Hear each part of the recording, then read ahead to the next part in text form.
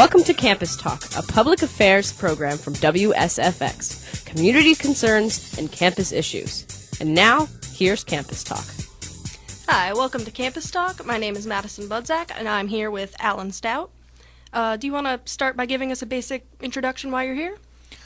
Well, your professor, Ron Reno, who I've known for many years, asked me to come on to the station and talk about the Agnes Flood Anniversary Project, or the Agnes Flood Documentary Project is really what it is. Myself and a small group of others are working to produce a documentary film on the Agnes Flood of 1972, which destroyed much of the Wyoming Valley, and at the time was called by the president the worst natural disaster in the history of the United States.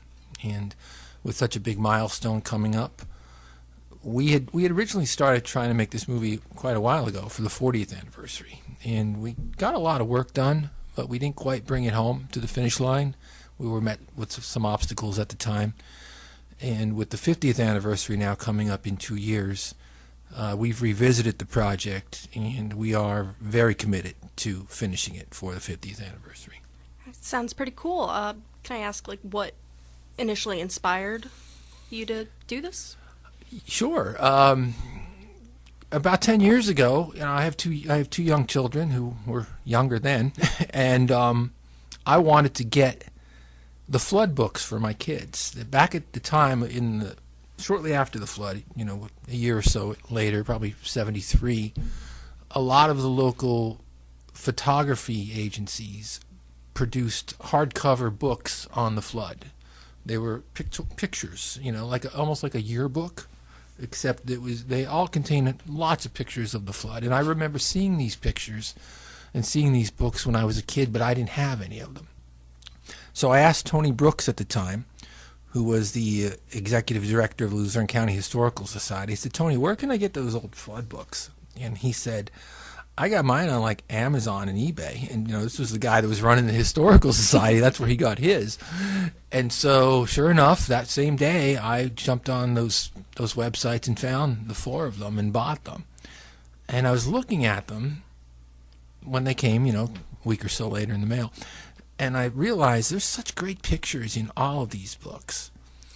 It would be amazing if they were all in one, the best ones. And then I started thinking about documentaries. And if you look at the local TV stations, whether it be WBRE TV or the former WDAU, which is now WYOU, or WNEP TV, or WVIA, at some point over the years they had all done a mini documentary on Agnes, the 10th anniversary, the 15th, the 25th, using basically video that they had from their own news archives. And so, again, I thought, wouldn't it be nice to get them all and take a look at them all and look for the best stuff? And so I wrote an editorial for that. I was writing for the Times Leader at the time all this happened, so I worked there for a long time. And I wrote an editorial piece about how we should try to do something to pull all this information together. Get the best video from all of the local TV stations. Get the best pictures from all of the books. Get the newspaper headlines from the newspapers at the time. WARM Radio actually put out an album of their radio broadcasts from the evacuation. Put that into the documentary. Pull it all together for the first time. And the real chestnut, I thought, was the national news. Because if it was such a big story that it had to have opened up the 6:30 news that night, with Walter Cronkite, with John Chancellor, with these, iconic news anchors from the 70s. And so I tried to find it, also knowing that no one probably saw it. If you were living in the Wyoming Valley on June 23rd, 1972, and you were evacuating your home, watching Walter Cronkite was the last thing on your mind that night, Yeah. And then the next day, when the flood did come over, there was no electricity. And so most people did not see these national news broadcasts of how Agnes was covered on a national stage. And so I reached out to the networks, and we acquired it all. And we got to see it for the first time about 10 years ago. and we put some of that in the trailer for the film, which I think really gripped people, seeing how it was covered on the national stage. And so that was the idea originally, was to pull all of those things together: the national news, the news, local radio, local newspaper, local photo books, take the best material from all of them and put them into one definitive documentary on Agnes. So, all this information you gathered in the project, you didn't do that alone, did you? Oh, God, no. I mean, I was sort of spearheading the idea. My background is in newspapers and in radio, but I don't know how to make movies. And so we put together a team originally, which was myself, which was, I guess, the producer of the film, Tony, who is now Wilkes-Barre City Councilman, and at the time that the project first began was the director of the Luzerne County Historical Society, as I mentioned earlier. Tony has a wealth of knowledge on local history, and so he's still on board as our historical consultant. Richard Briggs, who had done a wonderful documentary film on Agnes for WVIA, a 60-minute piece back in 1997, is our creative consultant. He's working with us on the film. He was on the original team. And new to the project, and really the reason that we're excited about, getting it done, is Bob Savakinis, who is a local film documentary filmmaker. He reached out to us this summer, and he remembered the project being in the works, and he also realized that it was not completed, and he asked us if he could help us, bring it to the finish line and finish it. Bob's done some great work. His work has been shown at the FM Kirby Center. It's been shown on WVIA TV. He did the documentaries on Rocky Glen.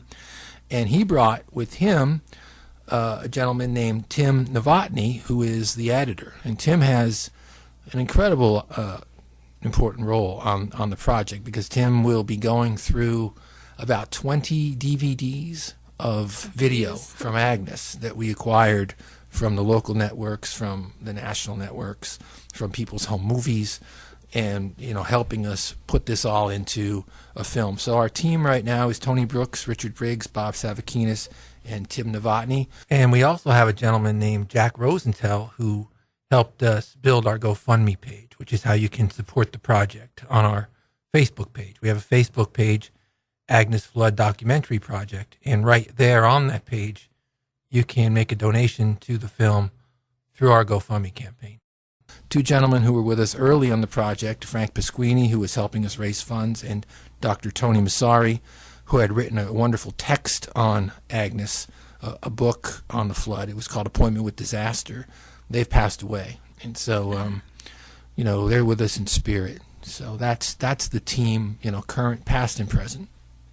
All right, and I don't mean to call you old or anything, but you can. Obviously this had a large impact on your life and how you lived. What all do you exactly remember from the experience? I was old enough to remember Agnes barely, and I think maybe that's one of the reasons I was inspired to try to make a movie about it, because it's probably the first clear memories of my life. When you're about 5 years old and your mother wakes you up early in the morning and says, "We have to get out of here." Yeah. And you walk out of your apartment and you hear sirens blaring all over the neighborhood, and you have to head up to the higher ground. We sort of up towards Hanover. We were in South Wilkes-Barre at the time, and we moved up to we stayed with my cousins up in Hanover, up on the hill, for not far. I mean, you're talking maybe less than 2 miles away, but just high enough that you're out of the floodplain. And so that's where I stayed that whole summer, and my memories are very clear. I remember the helicopters buzzing overhead all summer long, and being evacuated, going back to our apartment and seeing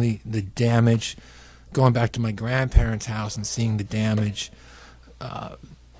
dump trucks and bulldozers and army vehicles just, buzzing down the streets. It seemed all summer long with the cleanup, the smell of the flood mud, seeing my grandfather's favorite recliner that he used to sit in when he watched, probably All in the Family, being lifted up in a bulldozer and dumped into the back of a dump truck right in front of his house with all of the belongings from the first floor of his home. Those memories have always stayed with me, and they're not unique to me. Anybody my age or older, I'm probably about the youngest that would remember it, or the oldest that would remember. I'm the cutoff point probably for Agnes. If you're any younger than me, you're not going to have the memory. but there are still, you know, thousands of people in this valley that have those same memories. And so kind of the point of the film is to honor those people, our grandparents and our parents who worked through that, who rolled up their sleeves, who got to work, who didn't feel sorry for themselves and put this community back together. And another part of it is really for people like you who are asking me these questions. You drive down these streets every day. Yeah. You grew up in this area. You're going to school here. When you see this film, you're going to see buildings that are going to be very recognizable to you. You're going to see the FM Kirby Center on Public Square and Boscov's and the post office on South Main Street and churches that you might be familiar with, you know, buildings that really haven't changed that much under, you know, 13 feet of water. Yeah. With people driving by them in boats. And it's been interesting for me to show that sort of video to people your age who don't remember it. And there's this wow moment that they need to see, you know. All right. Well, it sounds like you're actually working pretty hard on this, you and your team. Oh, yeah. I mean, you know, we just got rolling again in August of this year. We, you know, like I said, Bob and Tim have come into the project with a goal of, you know, helping us bring it to the finish line. You know, a lot of the work was done a long time ago. We did get the permission from the networks to well, the local TV stations to use the video. The local TV stations all gave us their blessing. The people that own the rights to the books gave us their blessing. You know, so we have a lot of the material in place. Now it's time to make it into a movie. All right. Do you have like a set day when this is going to air or an approximation? Yeah, we're hoping to have it premiere in June of 2022 for Sounds the good. anniversary of Agnes. You know, maybe even on June 23rd, which would be the 50th anniversary, you know. Preliminary talks about maybe showing it at the FM Kirby Center on that day. And Bob also brought another component to the project. If you're familiar with the historical markers all over Pennsylvania, they're blue and yellow, and you see them around town where various things happen. There is none in the Wyoming Valley for Agnes. Oh. And so that's something that we'd like to do as well, and maybe incorporate that into the premiere. The day that the film premieres, also unveil a historical marker somewhere in Wilkes-Barre, possibly on Public Square or somewhere along the River Common area that would commemorate Agnes. All right. Well, thank you for your time, but that's all we have for now.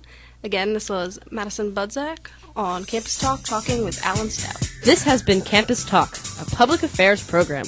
Questions and concerns can be addressed to WSFX at 740-0632. Hi, this is Alan Stout from the Agnes Flood Documentary Project. We hope you will consider supporting our efforts to produce a documentary film to coincide with the 50th anniversary of the Agnes Flood of 1972.